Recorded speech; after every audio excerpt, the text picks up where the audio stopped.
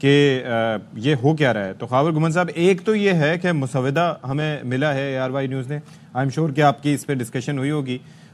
फिर इसके अंदर बड़ा इंपॉर्टेंट चीज़ ये है कि 63A वाला जो तरमीम की तजवीज़ है ये भी बड़ी इंटरेस्टिंग है। फिर उसके बाद जुडिशल कमीशन से मुतालिक, लेकिन पहले ये मौलाना फजलुर रहमान साहब के जो खदशात हैं कि वो शिकायत करते नज़र आए कि भाई एक जानिब तो आप हमें मना रहे हैं, दूसरी जानिब आप जोर ज़बरदस्ती कर रहे हैं, तो ये क्या माजरा है?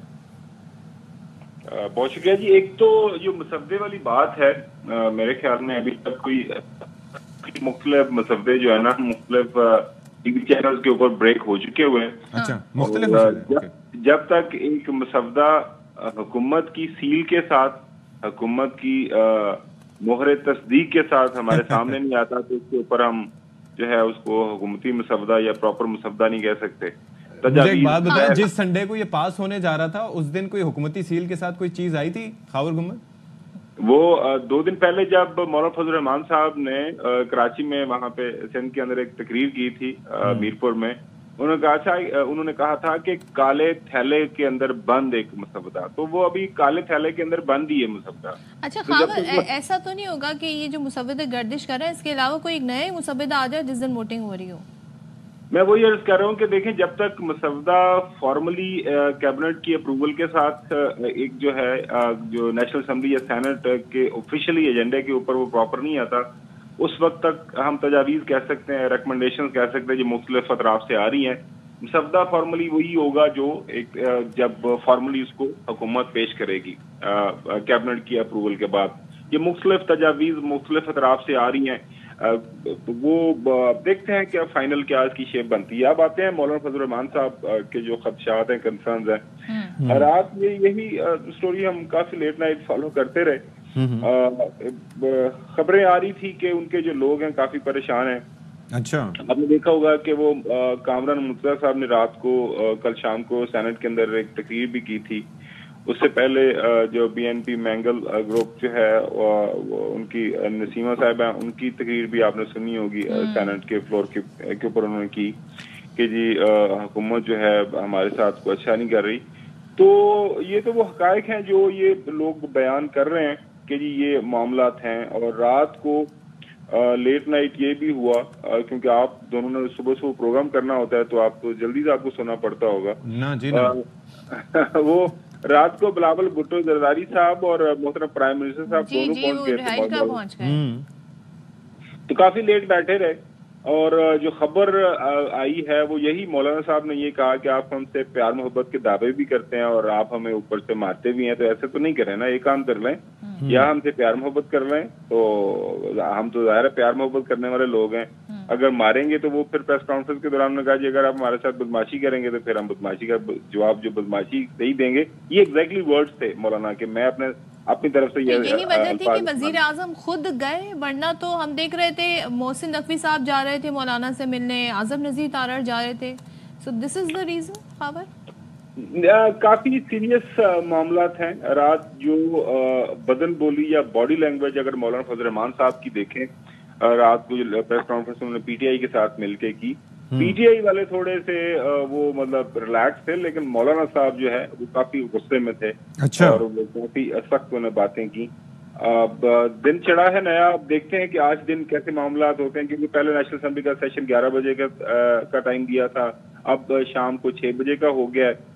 आज लेकिन खबर साहब अब जो वक्त गुजरता जा रहा है तो वैसे तो तमाम जमातें ये कह रही हैं कि जी हमें किसी डेट से कोई लेना देना नहीं है, लेकिन थोड़ी सी शिद्दत और डेस्परेशन आपको दिखाई दे रही है गवर्नमेंट कैंप्स में? मतलब कि आप कैसे नफसी से काम ले रहे हैं, थोड़ी सी डेस्परेशन ही, बहुत ज्यादा डेस्परेशन है। कमाल करते हैं। रात को बेचारे प्राइम मिनिस्टर साहब ने देखा नहीं है, वो क्या रात को मतलब लेट नाइट गए। एक दिन पहले यहाँ पे कामयाब जो है SCO कॉन्फ्रेंस होती है, बजाय इसके कि हुकूमत उसको थोड़ा सेलिब्रेट करती, अभी मेहमान इधर ही थे, तो प्राइम मिनिस्टर साहब, प्रेसिडेंट साहब और सारी काबीना जो है वो स्पेशल जहाज लेकर लाहौर पहुंच गए थे, क्योंकि वहां पे ये आपको पता है कि जो मुसव्वदा है, मुजव्वजा मुसव्वदा, उसके ऊपर बात करनी थी मौलाना साहब के साथ।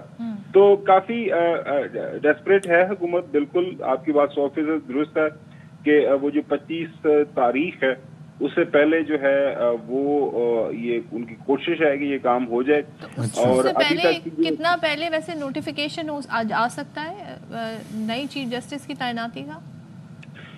देखें, यूं ही ये अगर हुकूमत ओके एक्सपोज सिनारियो हम डिस्कस कर लेते हैं कि यूं ही हुकूमत जो है अपनी ये कॉन्स्टिट्यूशनल अमेंडमेंट करेगी तो वो विद नो टाइम सदर पाकिस्तान उसके ऊपर साइन कर देंगे और गदर पाकिस्तान के लिए वो सारी की सारी वो चीजें शाया हो जाएंगी। और बिल्कुल बिल्कुल, क्योंकि उसके अंदर जो एक चीज अहम है ना, जो ये तजवीज़ है वो ये है कि नए चीफ जस्टिस की फिर जो तैनाती जो सिलेक्शन होगी वो फिर थ्रू एक पैनल होगी, मतलब उसमें जी पैनल पार्लियामेंट्री कमेटी 3 के पैनल की तजवीज़ है। ये 5 सीनियर जजेस हैं, उनमें से एक जज को चुना जाएगा। एक चीज मुझे बताइएगा, जाहिर है कि एक तो ये है कि मुद्दत ओहदे की मियाद जो है वो कह रहे हैं 3 साल होगी चीफ जस्टिस ऑफ पाकिस्तान की, और 65 साल के होते ही वो मुद्दत से पहले भी रिटायर हो जाएंगे। यानी कि एक तो 3 साल फिक्स कर रहे हैं, इसके अंदर किसी का अरसा ज़्यादा हो तो वो नहीं होगा, और 60 साल की उम्र में चीफ जस्टिस बनने पर 3 साल बाद ओहदे से रिटायर भी होना होगा। अच्छा, यहाँ पर इतना फोकस किया जा रहा है 65 साल की एज पे, लेकिन वफाकी आईनी अदालत के जो जज होंगे वो 65 से 68 साल तक काम करते रहेंगे। इंसाफ बांटना भले आईनी लिहाज से हो या फिर क्रिमिनल लॉ के हवाले से हो, सिविल लॉ के हवाले से हो, वो तो दोनों का ही काम है, तो वहां पर एज की रिलैक्सेशन और यहाँ नहीं, क्यों?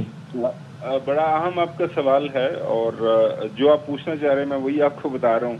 देखें, जो तासुर है इस्लामाबाद के अंदर, वो जो खास तौर पर आईनी कोर्ट का जो जज, जो उसका चीफ जस्टिस या वहाँ पे जो जजेस साहिबान को लगाना है, उस हवाले से आपको पता है रात भी सवाल भी हुआ। मैं तो जो है सियासतदानों की जुबान से ही बात कर लेता हूँ। उनसे पूछा गया मौलाना साहब के साथ ये 25 तारीख और इतनी जल्दी क्यों है? उन्होंने कहा जी वो शायद किसी की ख्वाहिश है, और फिर उन्होंने 63A का जो फैसला भी दिया गया, उन्होंने कहा जी पहले भी दिया गया था, तब भी इसके पीछे हमें कोई मसलत नजर आती थी, अभी भी ऐसा लगता है कि इस वक्त इसलिए दिया गया। लेकिन ये कोई वन टाइम चॉइस तो नहीं होगी ना, ख्वाहिश हो वन टाइम चॉइस तो नहीं होगी, ये तो आईनी तरमीम होने जा रही है। बहरहाल अच्छा, खावर साहब जरा ये बताइएगा, आप ज़ाहिर जो आसार नज़र आ रहे हैं, इससे पहले मौलाना साहब भी ये कह चुके हैं दो टोक के, देखें जो मुसवदा हमें पहले हुकूमत ने दिया था वैसा आता है तो हम नहीं मानेंगे, अभी भी इत्तेफाक राय मुकम्मल नहीं हुआ है।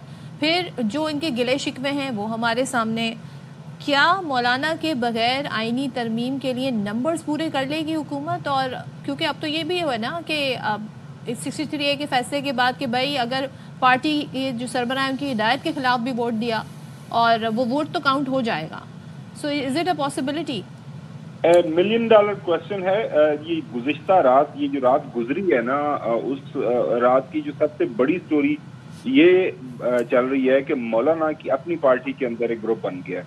और रात को प्रेस कॉन्फ्रेंस के दौरान जो 2 बजे की, मौलाना ने कहा कि अगर मेरी पार्टी से कोई बंदा आगे पीछे हुआ तो फिर उन्होंने जाहिर बात की कि वो तो उसके ऊपर ये 63A की जो है वो शिक लागू होगी, लेकिन जाहिर है उसका वोट काउंट होगा। सवाल कि क्या मौलाना के बगैर ये काम होगा? देखें, हुकूमत बज़ाहिर कॉन्फिडेंट लग रही है कि जी हम बंदे पूरे कर लेंगे, वो आगे पीछे वो जो आपको पता है वो ज़मीर को जगाने वाली ऑप्शन जो बिलावल भुट्टो ज़रदारी साहब ने बात की थी कि वो भी ऑप्शन हम लिया जा सकता है। फ्रैंकली स्पीकिंग, अगर तो बाय द बुक जाते हैं तो हमें कम से कम, हमने काफ़ी दफ़ा गिनती किया तो हम गिनती भूल गए हैं कि कैसे नेशनल असेंबली में 224 और कैसे सेनेट के अंदर 64 सेनेटर्स पूरे होंगे। नेशनल असेंबली के अंदर जो बात हो रही है आज, खबर आपको देता चलूँ, वो खबर ये है कि जिस तरह स्पीकर नेशनल असेंबली ने खत लिखा हुआ है वहाँ पे इलेक्शन कमीशन को, और बाकी वो जो ऑलरेडी पहले जिनकी नोटिफिकेशन हुई थी मखसूस नशिस्तों के ऊपर जिन लोगों की, उनको इस्लामाबाद के अंदर रात का बुला लिया गया हुआ है। और देयर इज अ पॉसिबिलिटी कि आज जो है इलेक्शन कमीशन उन लोगों का नोटिफाई कर दे कि जी पुरानी जो है मखसूस नशिस्तों वाली जो सीटें हैं जिनको पहले मिली थी वो बहाल हो गई हैं। तो अगर ऐसा होता है तो नेशनल असेंबली के अंदर तो मसला बिल्कुल वो हल हो जाएगा, कोई इशू नहीं रह जाएगा। ठीक है। बात सेनेट की है। सेनेट में जो खबर चल रही है कि मौलाना साहब के अपने कुछ सेनेटर्स आगे पीछे हो गए हैं, इस तरह PTI के 2-3 सेनेटर्स हैं, उनके हवाले से बातचीत चल रही है जी, वो भी है।